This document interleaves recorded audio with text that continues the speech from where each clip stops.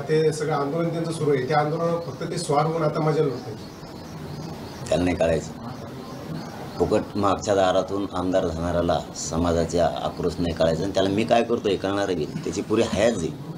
कारण फडणवीसचे नाही हात टेकलेत ते. हे कोणी हे कोणी हे लोकांच्या मतावर मराठ्यांच्या मतावर निवडून येणारं हे आमदार होणारं, मराठ्यांच्याच आमदारांचे मतं घ्यायचे व्हायचे, याला नाही कळणार. ते पागल झालेले, त्याला काहीच कळणार नाही.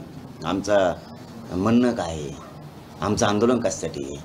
12 महिने बस बरं म्हणा तू आंदोलन करी, मग तुला कळत समाजाचे काय भावना आहेत. 12 महिने फक्त बस. 12 जाऊ दे तू, 2 महिने फक्त माझ्यासारखं बस, मग तुला कळत काय समाजाच्या वेदना असतात, समाज काय बोलतोय. जरा खेड्यात ये बरं, थोडं खेड्यात ये फक्त, भावना जाणून घे मराठीचं काय म्हणणं आहे. आरक्षण पाहिजे का नाही. उगा बोलवतो म्हणून बोलवतो. त्याचे देवेंद्र फडणवीसच्या भाकरी खातो म्हणजे काही मराठीची गद्दारी करायला लागला काय. काय बोलावं, त्याला थोडंसुद्धा अक्कल नाही आहे.